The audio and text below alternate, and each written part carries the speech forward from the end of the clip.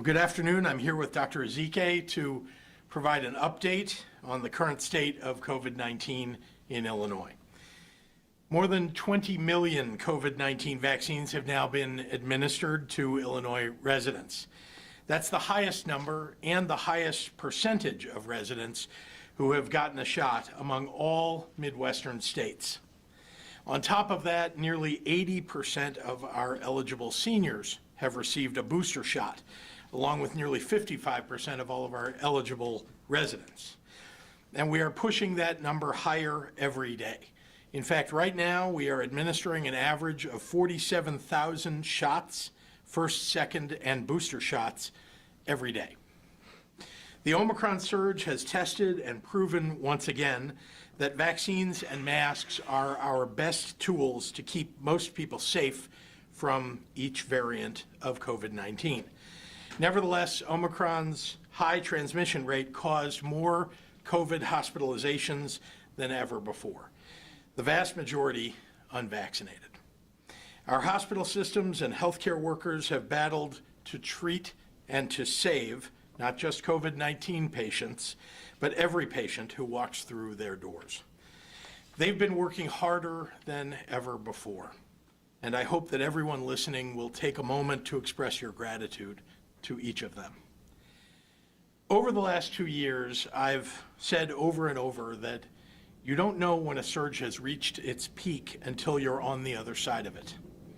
Today is our 7th day since we saw peak hospitalizations of 7,380 reported on January 13th. That's 1,145 more than the previous pandemic peak on November 21st. Since then, our single-day number of COVID patients in the hospital has fallen by over 870 patients. That's a decline of 11.8% since January 13th to 6,507 today. Over the same period, ICU and ventilator usage has started to decline, a welcome change after precipitous increases over the prior 7 weeks. I want to be clear, I am cautiously optimistic about this decline, but there are an awful lot of people still battling for their lives in hospitals across Illinois. With our ICU capacity at around 10% and 6,500 COVID patients overall in our hospitals, we're continuing to provide as much relief as possible to all of our patients, to our healthcare workers, and to our hospitals. We have lost so many people in recent weeks. Since the beginning of January alone, over 1,500 of our state's residents died from the virus. Despite the recent indications of fewer new infections and fewer new hospital admissions ahead, it breaks my heart to know that in the coming weeks, hundreds more may die among the thousands who are already seriously ill from COVID. Again, the vast majority of those are among the unvaccinated. That said, our declining hospitalizations rates are a hopeful sign that vaccinations, boosters, and masks are working. It's a sign to press on, to persevere, to keep going, so we will do that. Yesterday, we announced that more than 24 additional nurses, paramedics, and specialists were being deployed to Ingalls Memorial Hospital in Harvey, provided through the Federal Emergency Management Agency. That's on top of the previously announced federal deployment of healthcare staff to Rockford's Javon Bay Hospital. And of course, we have 1,870 surge staff and strike teams working now across Illinois, with hundreds more on the way.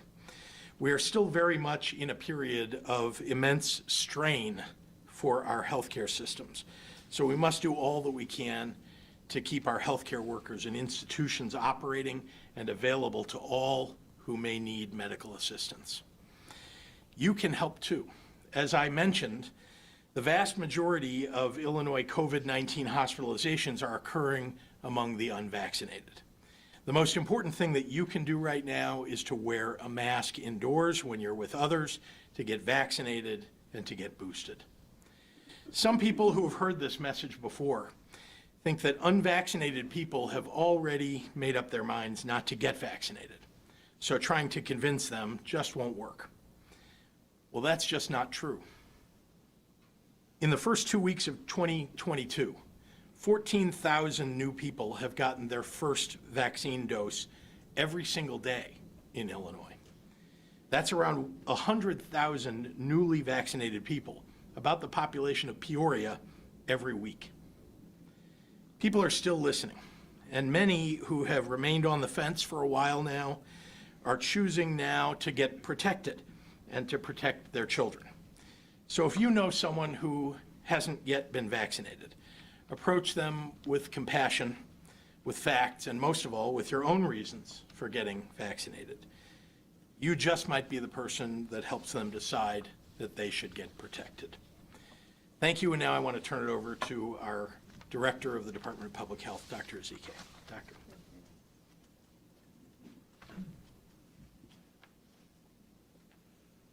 Good afternoon, everyone. Please don't be mad. I just want to wish sincerest birthday wishes to an incredible boss and leader, Governor Pritzker. Happy birthday. As the governor said, I am cautiously optimistic in reporting the decreasing trends in the number of cases, in the number of emergency department visits, as well as the number of hospitalizations over the past week. Of course, we need these trends to continue. Everything is relative. While overall hospitalizations are increasing, both in the number of people that are going into the hospital with COVID every day, as well as the total number of people in the hospital with COVID, they are decreasing, but those numbers are still high. The numbers of people in the hospital with COVID are still higher now than they have been in any other surge or any other part of the pandemic. But the good news is that the trend is downward. The sheer volume, however, still is a problem. It's still a challenge to those workers, and we still have to pull every single lever available to help increase just the staff to care for those people in the hospitals. And yes, we have seen over the last month that the number of children in pediatric ICUs with COVID has increased. But at this time, there is not a COVID vaccine for our youngest ones, those 4 and under. But let's focus on what we do have, and that is that we have a vaccine for everyone 5 years and older, and that by being vaccinated, if you are in that eligible population, you can build that hedge of protection around those who are too young to be vaccinated for themselves. And the Illinois data shows that being vaccinated or only partially vaccinated as opposed to being boosted places you at 11 times greater risk of hospitalization and 13 times greater risk of dying. So you want to be on the side of the boosted. And as you also hopefully can tell, vaccination is not just about the individual who gets vaccinated. Yes, for sure, your risk of suffering severe illness and hospitalization does decrease dramatically when you're vaccinated and boosted.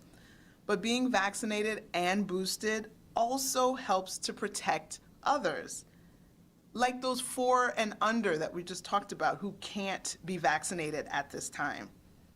Another way that we can protect others is to slow the transmission of this virus. And that's by knowing when you're actually infected. And so that might involve testing. A positive test will let you know that, yes, I need to stand down, I need to isolate so that I don't spread this virus to others. And then you can reach out to other people who maybe you were in close contact with before you knew that you were positive, so that they can quarantine, so that they can know when it's time for themselves to test. The U.S. Department of Health and Human Services is offering 4 free at-home COVID-19 tests to each household. All you have to do is go to covidtests.gov and fill out your address. HHS expects orders to ship out by the end of the month, and then they'll be delivered by the U.S. Postal Service. You are encouraged to order those tests so that you can have them when you actually need them. Again, we all need to vaccinate boost, mask, test, and that will all be helpful as we get towards the end of this pandemic. And now I'll summarize comments in Spanish. Buenas tardes y feliz cumpleaños a nuestro gobernador, Governor Pritzker. Como ha dicho el gobernador, también soy cautamente optimista al informar tendencias a la baja en el número de nuevos casos, visitas a la sala de emergencias y hospitalizaciones durante la última semana. Sin embargo, necesitamos que estas tendencias continúen. Aunque las hospitalizaciones en general están disminuyendo, seguimos viendo un alto número de personas en el hospital con COVID-19. El volumen de personas en el hospital sigue siendo un desafío y seguimos jalando de todas las palancas disponibles para aumentar el número de empleados en los hospitales. Una tendencia preocupante que hemos observado en el último mes es que el número de niños en las unidades de cuidados intensivos pediátricos ha aumentado durante el último mes.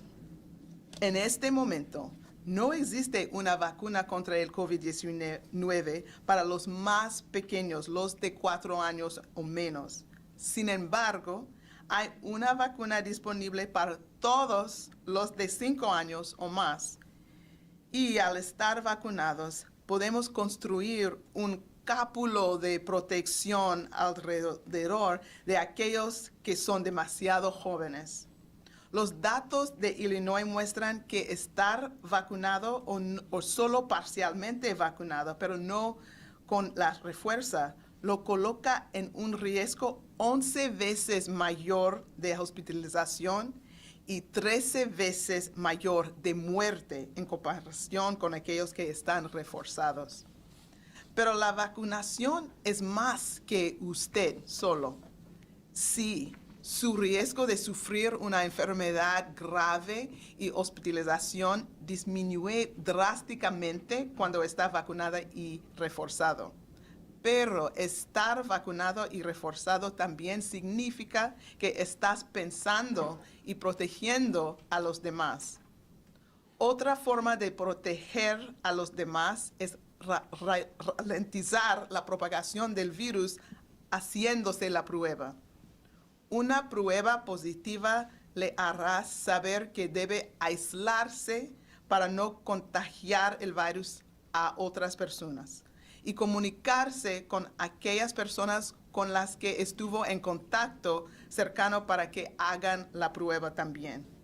El Departamento de Salud y Servicios Humanos en los Estados Unidos está ofreciendo cuatro pruebas caseras gratuitas de COVID-19.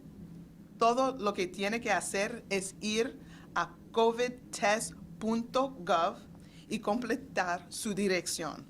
El Departamento de Salud y Servicios Humanos espera que los pedidos se envíen a finales de mes y serán entregados por el servicio postal en los Estados Unidos.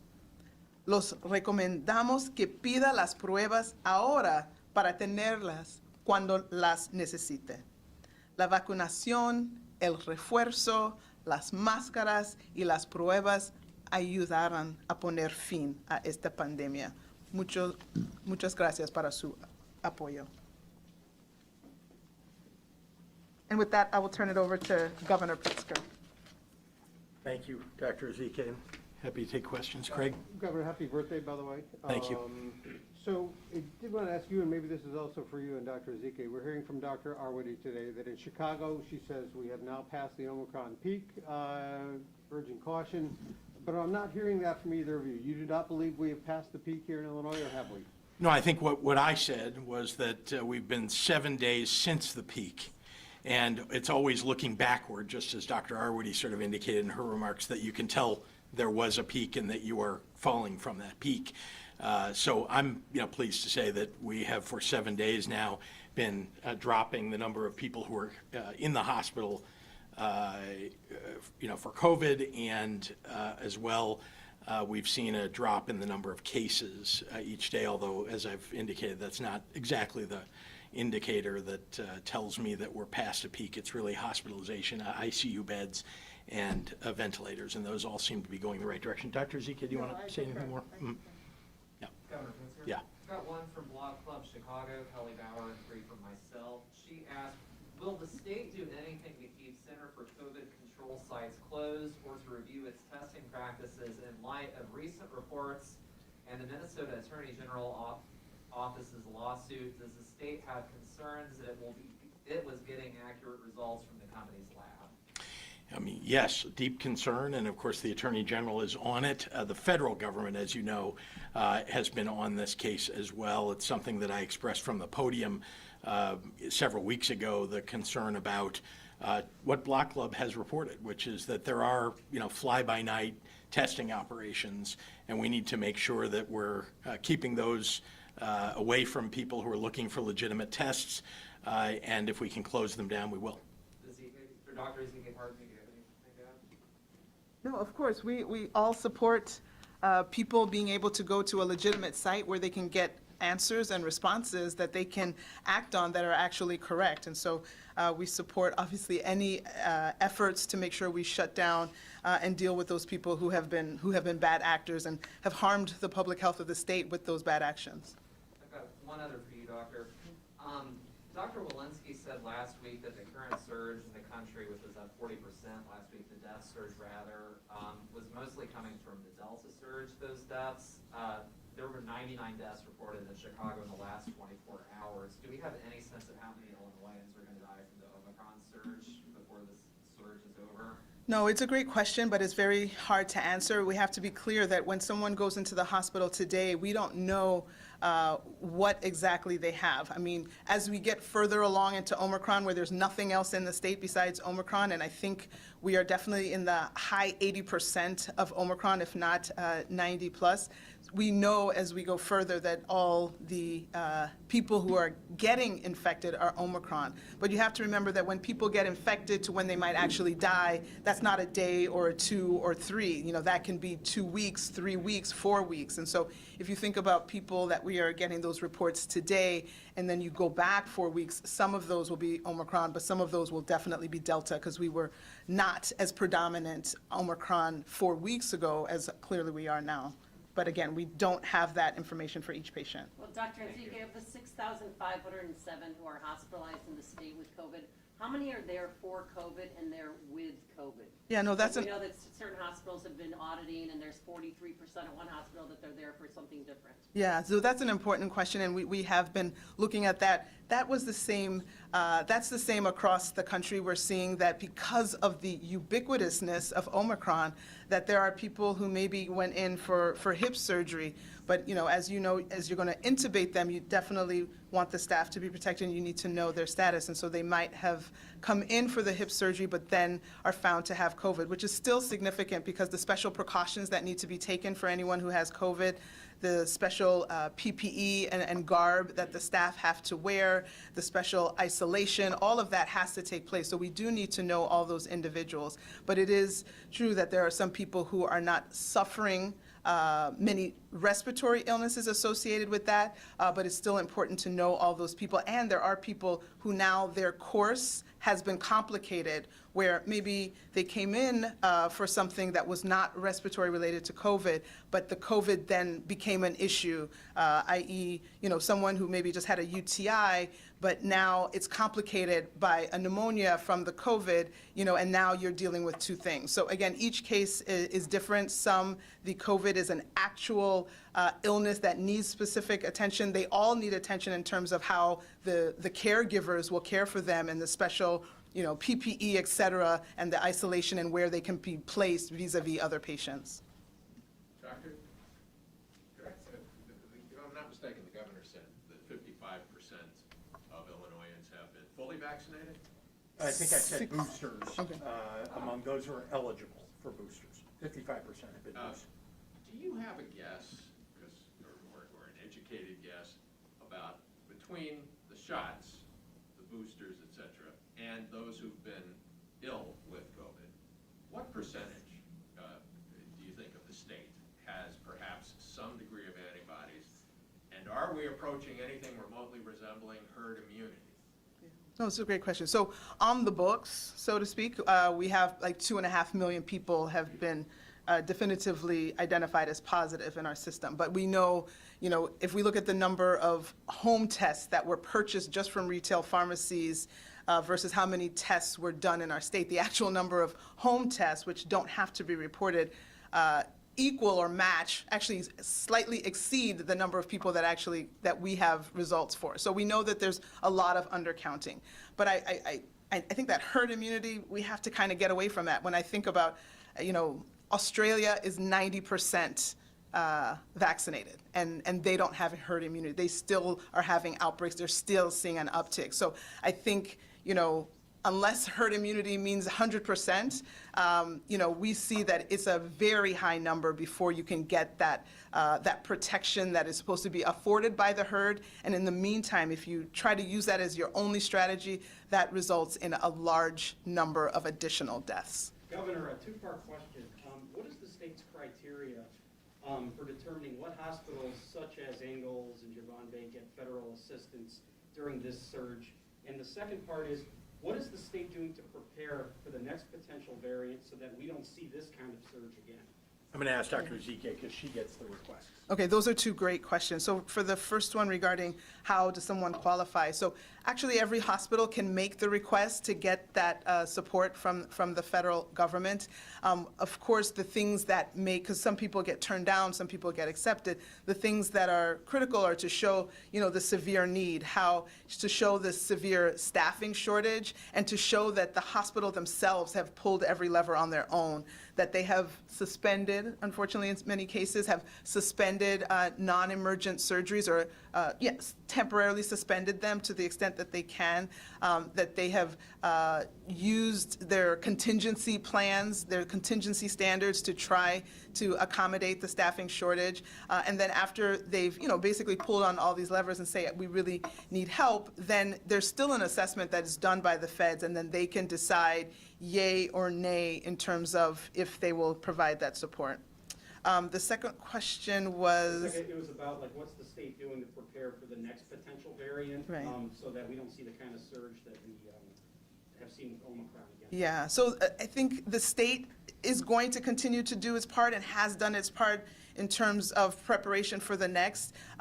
We have a surveillance system in place. We have genomic sequencing to look and see if we can see new sequences that are not relatable to any of the previous variants, so that we can report out to our neighbors and to the feds to say, hey, there might be something suspicious with this one.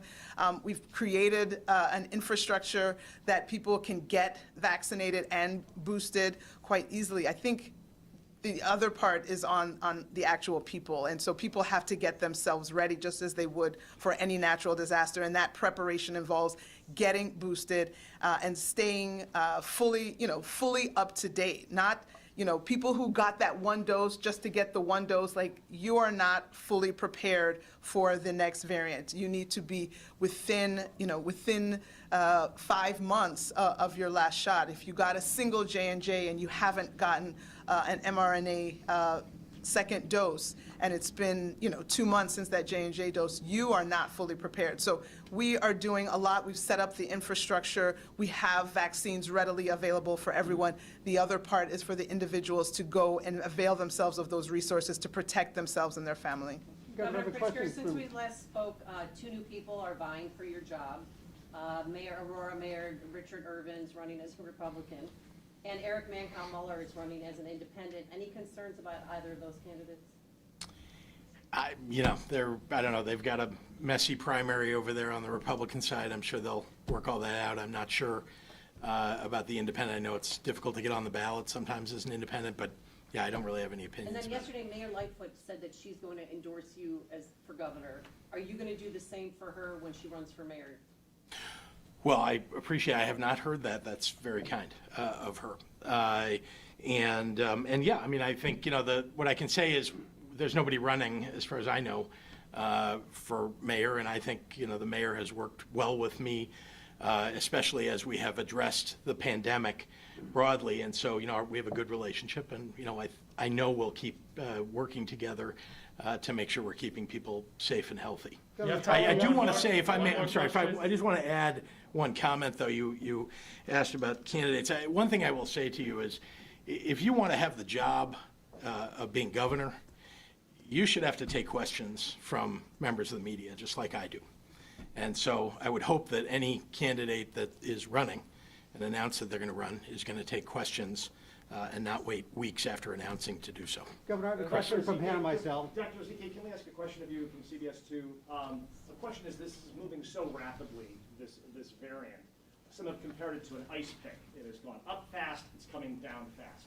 As we are racing through this phase here, what are you looking at as far as metrics to make any kind of changes or recommendation changes as far as policies in the state? A lot of people are hearing great news today, smiles on your face, which speak volumes, and they're thinking maybe there's some change coming to my life. How quickly might change be coming to the lives of people of Illinois?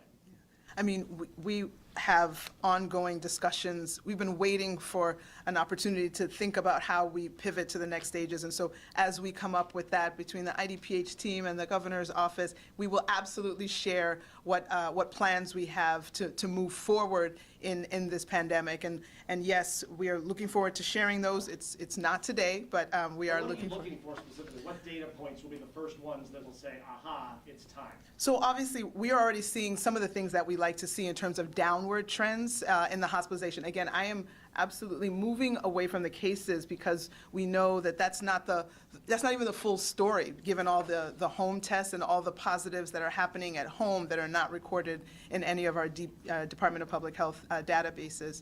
But the hospitalizations, you can't hide a hospitalization. And so as we look at those hospitalizations and understand where those numbers are going, that is definitely a clear signal of the direction we're moving in. And I mean, we can be moving downward now, but as, people have appropriately asked, but what about the next one? So, we want to just continue moving in that downward direction, but also, 2 years into the pandemic, we've learned so much, we've amassed so much knowledge. We have to figure out how we are going to live, how we are going to coexist with COVID. And so there may be some adjustments or shifts that we will make given the wide availability of vaccines and now the onboarding of therapeutics, which I think the quantities are very limited now, but as those increase, those are also a game changer that will allow us to maybe pivot from everything being COVID, and being able to have it as a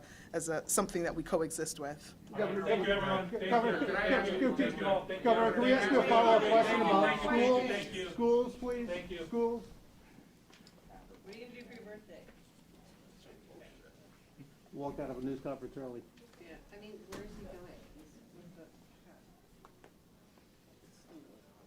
I'm surprised that he got in as many questions.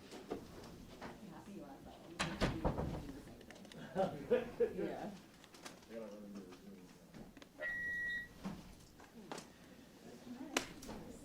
I took notes. I'll send them to you. Yeah, that'd be great. Oh, okay. If you want me to email them or text it to you right now. Okay, I have your number, I'll text you. Okay. Thank you. You got it. Oh, tomorrow? Hey Craig, has Irvin's people gotten back to you yet, About, doing a one-on-one? not yet.